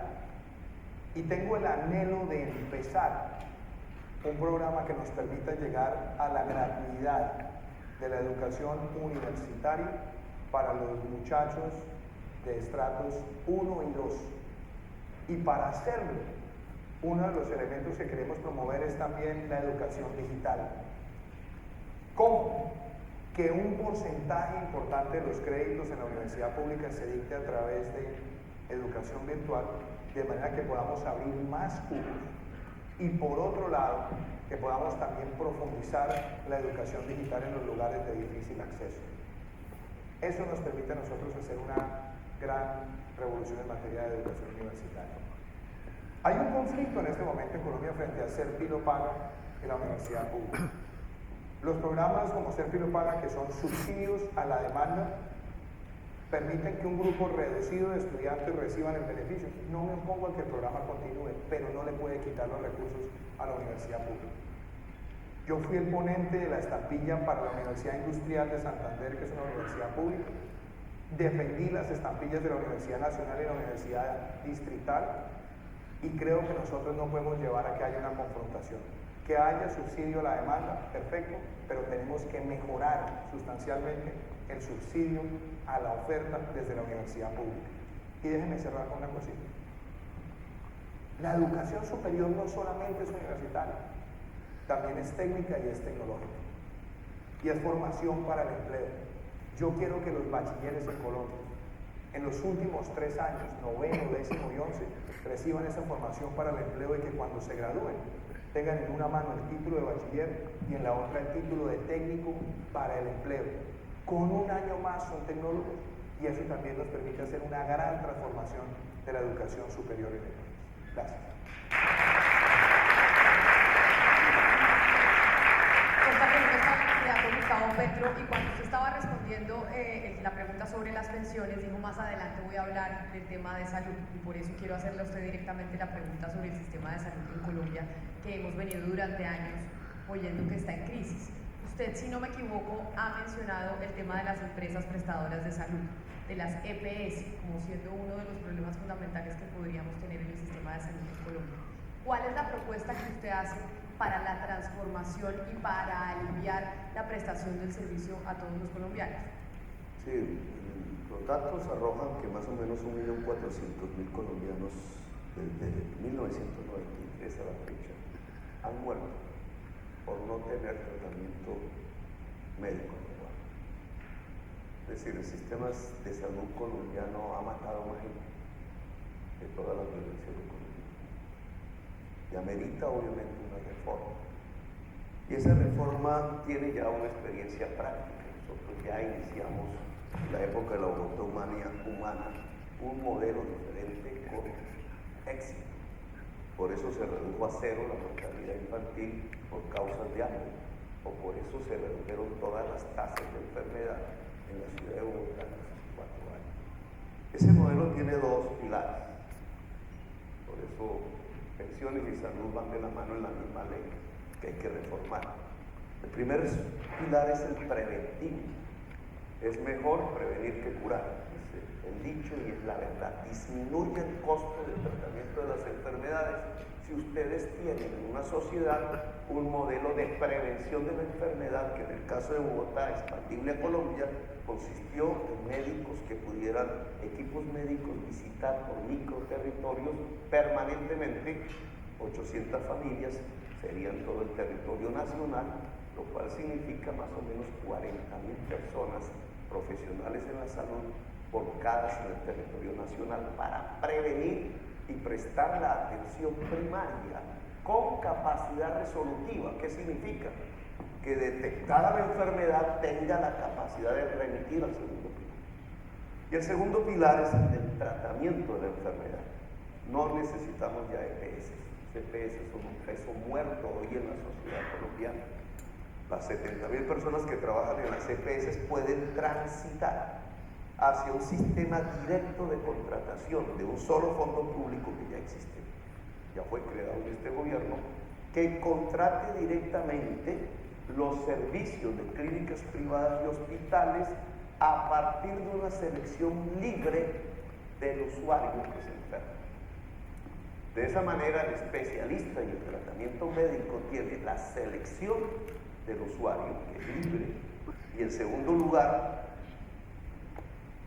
el tipo de tratamiento médico es el que determina el médico, no como sucede hoy el funcionario no médico de la EPS. Cuando es el médico, estamos bajo la ciencia. Como es hoy, bajo el funcionario administrativo de la EPS, es bajo la ganancia. Y por estar bajo la ganancia, es decir, transformando una salud en mercancía, es que hemos llegado a sumar 1.400.000 personas muertas, simplemente porque no recibieron el tratamiento médico. Quisiera hacer una claridad sobre la respuesta que usted da de la propuesta que hace. Cuando usted menciona que los trabajadores de las empresas prestadoras de salud transiten a una entidad pública, lo que usted está planteando es estatizar la prestación de salud en Colombia en su gobierno. De todo lo contrario, porque si usted puso atención a mi respuesta, dije clínicas privadas de hospitales públicos, con selección libre del usuario, que obviamente es una selección determinada por la región. ¿Y usted cómo garantiza que esos trabajadores van a ser contratados por empresas privadas? No por empresas privadas. El fondo único que ya existe, esa ya no es una creación mía, es público, no es privado. Ya existe y recoge todos los recursos de la salud. Lo que tiene que tener es un aparato administrativo para selección de citas. Pero esas citas son determinadas por el usuario en la región. El usuario en la región. Así que ese tránsito es de las EPS, personal básicamente administrativo, hacia el fondo común que hoy existe, pero que deja de ser simplemente una cuenta y se convierte en una institución de programación de citas. Citas determinadas, no por la voluntad del funcionario, no por la voluntad del denunciante de la EPS, que ya deja de existir, sino por la decisión libre del usuario. Muchas gracias. Para todos por la importancia, y empiezo por usted, doctor Duque, y es el tema de la reforma a la justicia. No solo el gobierno de Juan Manuel Santos intentó hacer reformas a la justicia, también el gobierno del jefe de su partido, del Centro Democrático, intentó hacer reformas a la justicia y ha sido muy complejo y casi que imposible. ¿Cómo va usted a manejar la crisis de la justicia y qué propuestas plantea dentro de su gobierno para reformarla? La justicia tiene problemas de administración de justicia y de administración judicial. La reforma integral que requiere la justicia tiene que solventar las dos y de manera rápida. ¿Qué estamos proponiendo nosotros? En primer lugar, si queremos tener una buena justicia, ningún sistema es mejor que la calidad de los jueces. Y no tenemos una política de reclutamiento de talento en la justicia. Y esa política de reclutamiento se requiere para que la rama pueda ir a las facultades de Derecho y reclutar a los mejores estudiantes. Y para hacerlo, además porque los sueldos de entrada son competitivos, por lo menos en lo que tiene que ver con el primer empleo y después lo de retención y ascenso, tiene que ir de la mano con un incentivo adicional, y es que nadie puede llegar ni a una alta corte o a un tribunal sin haber estado por lo menos 5 años en la rama. De manera que el que quiera tener esa aspiración tiene que estar, y tiene que estar por un tiempo. Inclusive para los que entran y retenerlos hay que darles también el incentivo de la especialización, el acompañamiento y la formación. Lo segundo, hay que fortalecer la primera y la segunda instancia, que es la justicia cercana al ciudadano, y tener el precedente judicial, tener la capacidad de evaluar bien al juez y además tener el arraigo judicial del juez en su lugar geográfico. y por supuesto el expediente electrónico y tener una unificación jurisprudencial que debería ser el trabajo de las altas cortes. Ahora, el debate polémico es si vale la pena que Colombia siga teniendo tantas altas cortes, más de 130 magistrados que tienen ingresos salariales cercanos a los $10.000, o si por el contrario debemos acotarlo y tener más bien una corte única con unas salas especializadas y que nos permita ir teniendo un diseño hacia el futuro donde esa alta corte lo que termina siendo es un unificador jurisprudencial y un orientador de las decisiones de las primeras y las segundas instancias, que son las próximas al ciudadano, que deberían ser mucho más rápidas. Ahora, eso no lo puede hacer un gobernante simplemente por tosudez o por terquedad. Hay que buscar que ese debate sea plural y que ojalá se pueda hacer un gran pacto nacional sobre esa reforma a la justicia. Y aquí hay unos elementos que estamos planteando y quiero cerrar con esto. Hay que quitarle a las altas cortes o a la alta corte cualquier tipo de facultad electoral, que es donde se ha metido la politiquería y la corruptela para la administración del sistema judicial en los altos tribunales.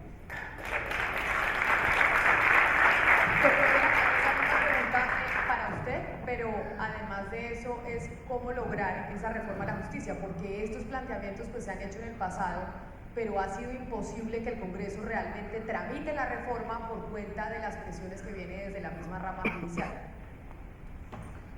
Dijéramos, las dos visiones, podemos utilizar esa metodología.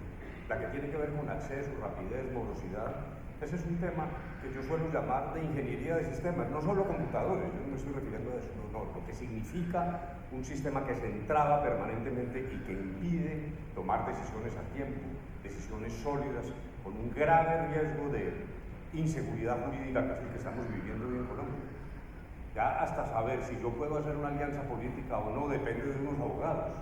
Realmente todo termina siendo un problema de abogados con multiplicidad de interpretaciones.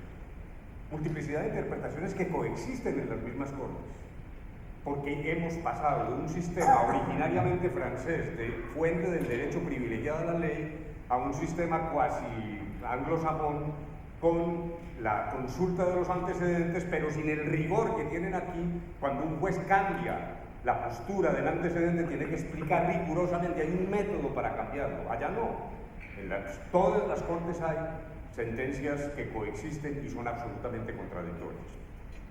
Lo que está entonces en la base es un problema de gerencia, de acceso, de expediente digital. Francamente es un real problema de organización como lo concebimos originalmente en el 91. Yo fui el delegado del gobierno, el vocero ante el gobierno de la constituyente del 91 y propusimos un Consejo Superior de la Judicatura pequeño, técnico, casi que la condición era no ser abogado.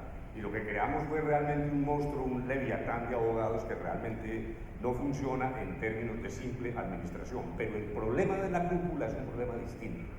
Es un problema donde se ha instalado la corrupción, ciertos procedimientos. Yo no te investigo para que tú no me investigues, en un entramado de intereses entre la justicia, la alta justicia y el Congreso de la República, que está muy ligado al problema de corrupción que es hijo del sistema político. Y luego la puerta giratoria, eso de que desde la Procuraduría, de su compañero ahora en la reciente consulta, desde la Procuraduría hacer nombramientos pues, para obtener votos en las Cortes, eso hay que romperlo. Y eso hay que romperlo regresando a la verdadera autonomía de la justicia que se nos ha politizado. ¿Y eso cómo se logra, Camila? Yo propongo, tengo claras las ideas y las voy a proponer el 7 de agosto si soy elegido presidente y se las propondré al Congreso. Y el desafío para el Congreso es obrar limpiamente y desentrabar esta dificultad nacional que no hemos podido resolver por el nudo que implican los conflictos de intereses en la cúpula de la justicia. Si eso no funciona, si el Congreso se niega, para ese propósito estoy listo a convocar una asamblea constituyente limitada para reformar la justicia, privar al Congreso de esa capacidad y vamos a discutir esto los colombianos en una instancia distinta. No la asamblea de Petro, que es la general, regional para todos, ¿no? Esa no me suena, pero para la justicia con carácter limitado sí estoy dispuesto a hacerlo.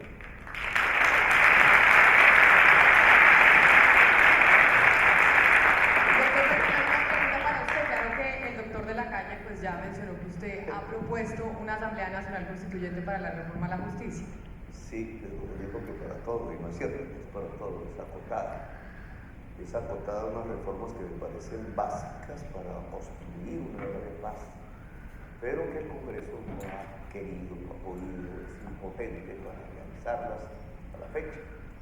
Esa tiene que ver con la reforma de la educación, que no es anhelar tener un sistema de educación superior gratuito, es que hay que tener un sistema de educación gratuito, de educación superior, y para allá, lo cual implica cuadruplicar los recursos de la financiación de la educación superior en Colombia, de 3.6 millones a 14, y queremos que cualquier estudiante pueda ingresar, saliendo del 11, a un estudio de educación superior. Pero la pregunta es sobre la justicia. Entonces, en el tema de la justicia, yo creo que hay dos principios fundamentales, sin lo cual se vuelve retórica la reforma de la justicia. Independizar de la política. Es que la corrupción en la justicia no nace del interior de la justicia, solamente nace inducida por la corrupción de la política. El cartel de la toga sucede porque un dirigente político lo construye.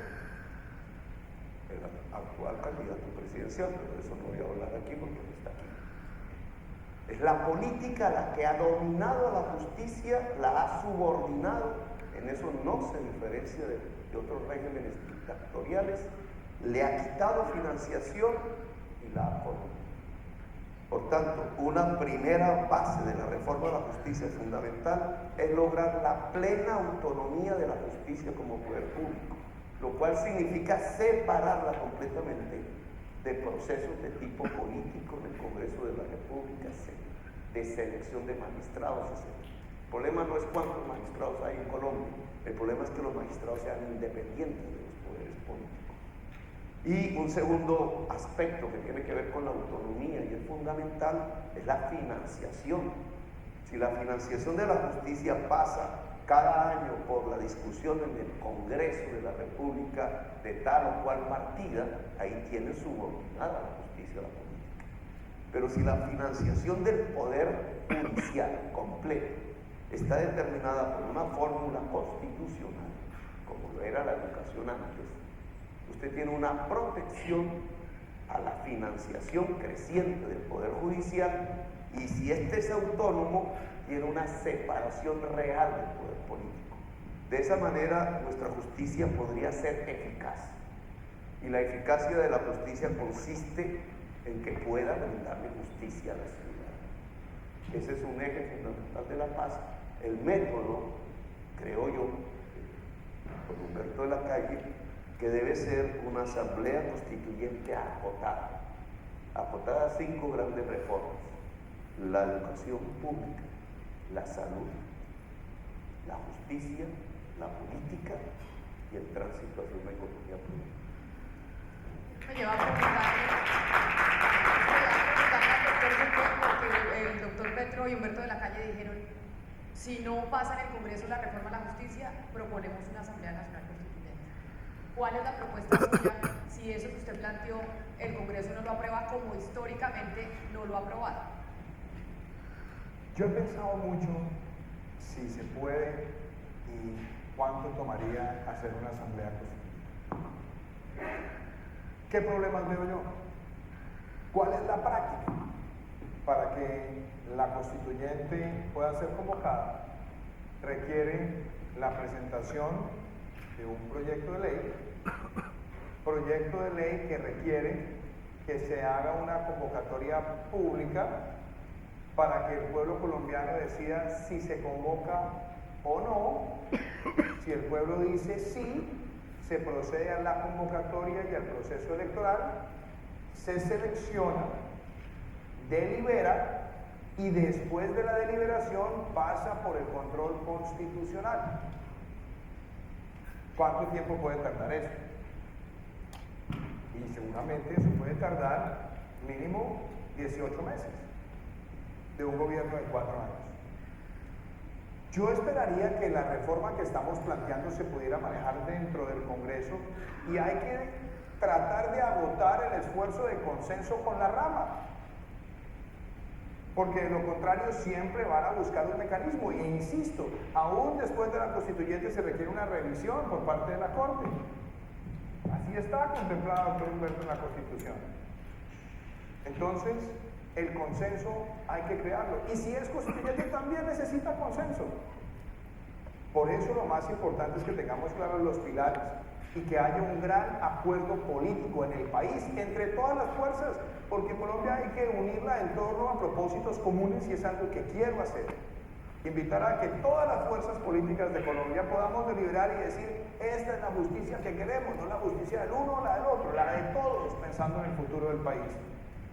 Y haré todos los esfuerzos para que esa reforma que planteamos sea una de las cosas que nos une hacia el futuro. Yo no quiero que Colombia siga en una alternativa de la política del odio. Tratemos de buscar esos consensos de largo plazo en el país. Superemos esos debates de izquierda, de derecha y miremos hacia adelante. Y uno de esos temas que necesitamos para mirar hacia adelante es la reforma a la justicia.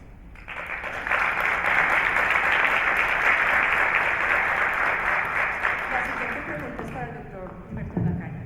Según Indepaz, más de 165 líderes sociales han sido asesinados desde que se firmó el acuerdo de paz. ¿Qué propuesta para protegerlos e incluirlos tiene usted en su gobierno de ser elegido el 7 de agosto? Y preguntamos si considera que estos asesinatos son sistemáticos y qué propuestas puede haber para incluirlos de verdad como un participante, como una de las promesas de los acuerdos de paz, de que se incluyan a los colombianos de una manera mucho más amplia en el desarrollo del gobierno. El verdadero talón de Aquiles en este momento, frente a la puesta en práctica, llevar a la realidad el acuerdo de La Habana, es el de los asesinatos, no solo de reclamantes de tierras, no de defensores de derechos humanos, de líderes sociales. Ese es un fenómeno enormemente grave y por ese camino se nos puede arruinar toda la posibilidad de conseguir una paz firme y duradera. Por lo tanto, quiero recordar, nuestra propuesta fue no solo escoltas y carros blindados, sino atacar aquellos elementos que sistemáticamente están actuando para cegar la vida de esos líderes. Hay estructuras en Colombia, oscuras estructuras en Colombia cuyo designio es ese. Y me parece que eso lo tenemos que enfrentar, repito, con un mecanismo robusto que fue diseñado por el general Oscar Naranjo, hoy vicepresidente de la República, y que tenemos que comprometernos a llevar a la realidad. Ese fenómeno no solo es extraordinariamente grave, sino que es sistemático. A mí no me queda ninguna duda. Aquí lo que se está reviviendo es una especie de mano negra para atentar contra quienes enarbolan ese tipo de banderas. En segundo lugar, ¿cómo lograrlo? Yo propongo un pacto nacional de no violencia en todos los municipios de Colombia, no solo en Bogotá, en cada municipio, el mismo día, a la misma hora, para que todas las fuerzas políticas, incluidos aquellos que votaron no en el plebiscito, porque ese sí yo creo, doctor Duque, que es el verdadero tema nacional, para que todos rechacemos la violencia, para que sepamos además que los confines de la no violencia no son solo grupos armados, es el feminicidio, es lo que ocurre en términos de violencia intrafamiliar. Y antes me dijo, bueno, pero eso suena un poco retórico. No, en muchos países ha funcionado. ¿Por qué? Porque esa mano siniestra que está matando muchas veces cree estar siguiendo instrucciones. Los insultos en las capitales se convierten en asesinatos en los confines de Colombia. Eso fue lo que pasó en la violencia liberal conservadora. Luego tenemos que enviar ese mensaje de manera vigorosa. En tercer lugar, la reconciliación. La reconciliación. No podemos seguir alimentando los odios. Yo no estoy de acuerdo con mirar al pasado. Algún miembro del Centro Democrático dijo que había que volver trizas el acuerdo. Bueno, luego les pareció probablemente demasiado agudo y entonces hay que reconocer que el doctor Duque ha cambiado las formas, pero no el fondo, porque los elementos que él controvierte fueron los esenciales para poner fin al conflicto. ¿Cuál es un buen acuerdo? El que pone fin al conflicto. Y lo logramos. Las partes.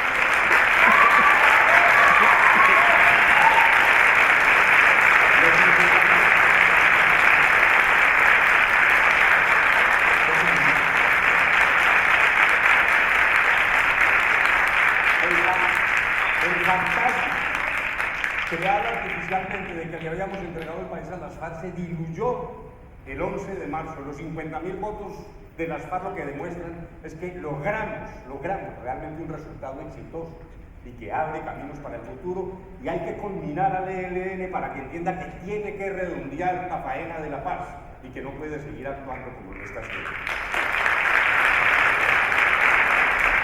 Pero el propósito final es la reconciliación de los colombianos. No perdamos de vista eso. Con dar marcha atrás en estas discusiones no nos vamos a ganar nada. Construyamos sobre lo que tenemos hacia el futuro, hacia una alianza colombianista, hacia esa unidad de que habla el doctor Duque, que es la que estamos proponiendo y clamando todos. Ese realmente es el faro que debe guiar la acción pública en Colombia en la siguiente década.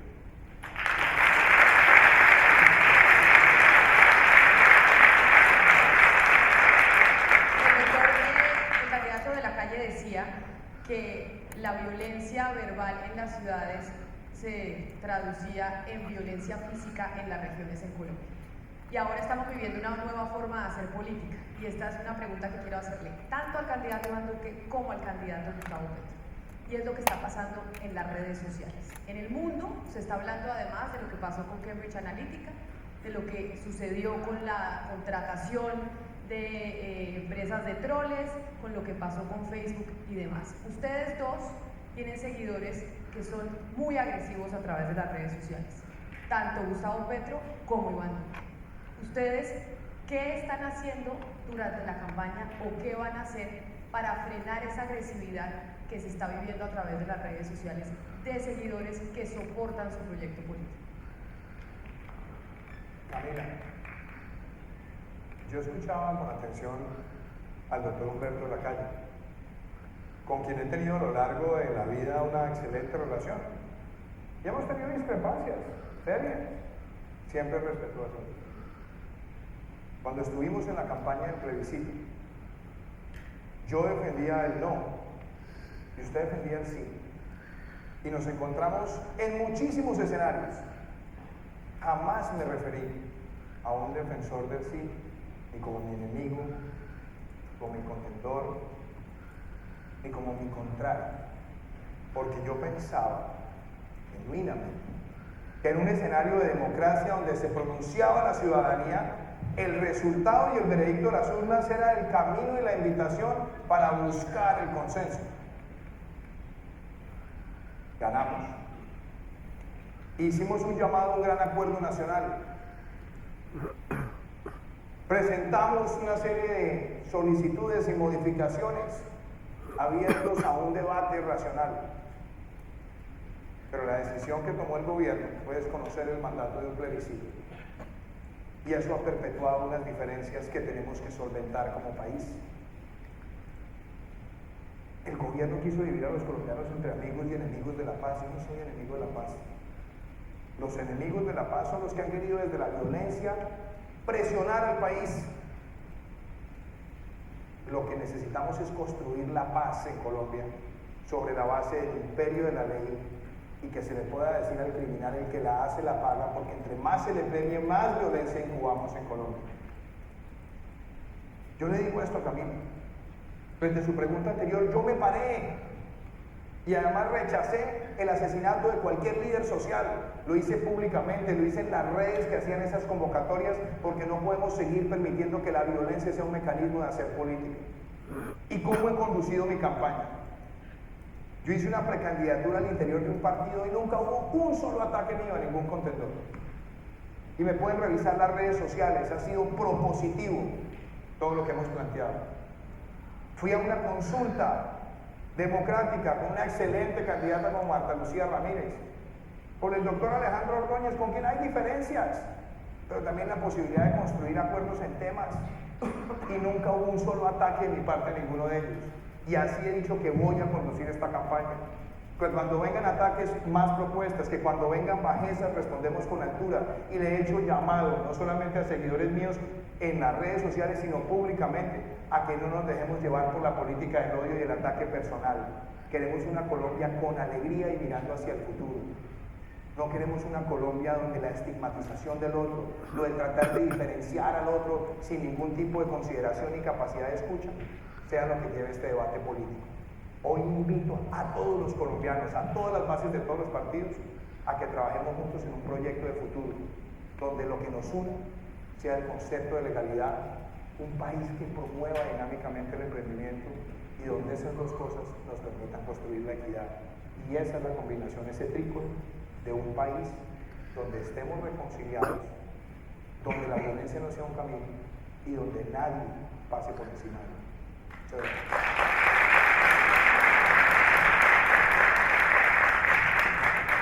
En realidad, ojalá fueran así bonitas las campañas, pero no es cierto.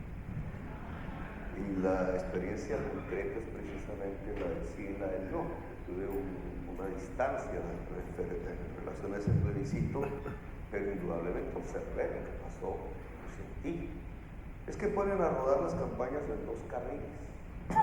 De los candidatos, las figuras prestantes hablan bonito, hablan de serio. Pero va otra campaña, donde va paga y financiar. Esa es una campaña de la guerra sucia, de la manipulación. Ahí no aparecen las figuras prestantes, ahí aparecen en las redes los anónimos. Son miles, decenas de miles de robots, de personas, de dineros que van manipulando la opinión y la van manipulando a partir del engaño, la falsedad, los bajos instintos, las pasiones. ¿Cómo ganó el no sobre el sí? Así. Una campaña baja, rastrera, de engaño, diciendo que la FARC iba a tomar el país, diciendo que le iban a quitarle los taxis, a los taxistas, etc. ¿Cómo se plantea la campaña contra nosotros? Igual. Son dos carriles, uno decente y aparente, muy al estilo de los grandes gobernantes colombianos, y otro rastrero y profundamente violento. El compromiso mío es que yo no uso los dos carriles, uso uno, el debate abierto y debate, no el segundo. El segundo es el del Cambridge Analytica, entre otros. Esos se pagan con mucho dinero. Y en Colombia hoy hay invertido muchísimo dinero en la construcción de una campaña difamatoria, sucia, rastrera y baja, tratando de que gane uno de los candidatos.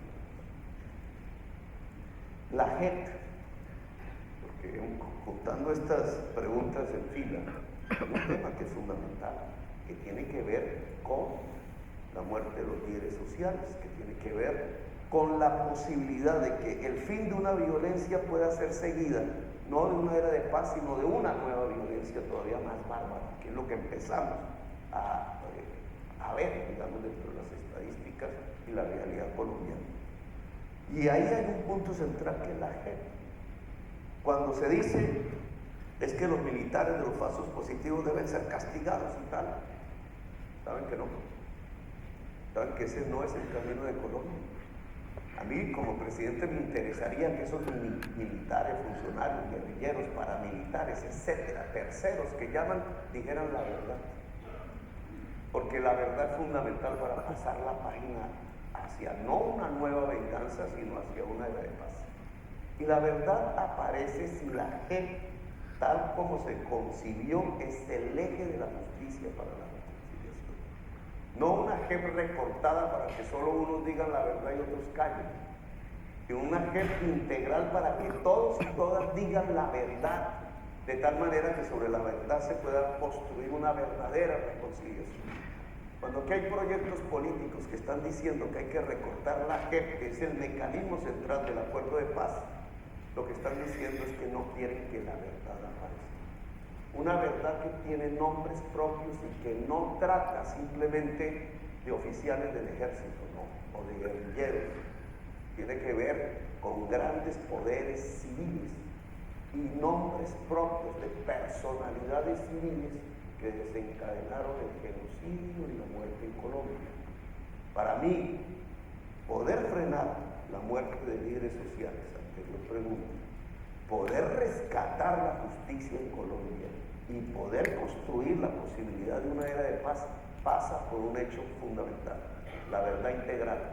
Y esa verdad integral no tiene un instrumento que está siendo atacado por usted, doctor Duque, la justicia especial para la paz, que debe ser integral para todos los componentes de la violencia y que tiene que dejarle a la sociedad colombiana algo que es fundamental para superar todas las violencias, la verdad.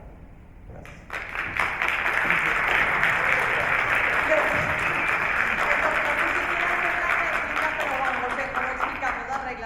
De la universidad. Las reglas No muy hice uso de la simples. práctica en eso. No he hecho nada. Eh, No hice ni un un segundo. puesto de mi pregunta. Desafortunadamente lo que hace falta es tiempo. Tiene 30 segundos, por favor. 30 segundos porque es que nos sacan del edificio, doctor, porque no es que no queramos oírlo. Sacan a los candidatos del edificio. Yo lo que quisiera decir acá es el doble rasero que no podemos tener en el país. Cuando yo pido justicia no es justicia para unos, sino para otros, sino que haya un concepto integral objetivo del crimen. Mire, doctor Petro, usted dio una entrevista hace unos años donde decía los criminales de lesa humanidad no pueden ser elegibles y deben tener una sanción ejemplar. Eso no me lo estoy inventando yo. Colombia entró a la Corte Penal Internacional para que no queden en la impunidad sus crímenes. Y yo lo que le pido a los colombianos es que tengamos una cosa clara, y es que no hay ninguna diferencia entre un asesinato cometido por un paramilitar y uno cometido por un guerrillero. No hay diferencia entre un secuestro cometido por uno y cometido por otro. No relativicemos más la justicia y permitamos que la paz se construya en un país donde le diga a cualquier criminal el que la hace la paga, y no premiemos unos crímenes simplemente porque están revestidos de cierto aroma ideológico. El país necesita justicia.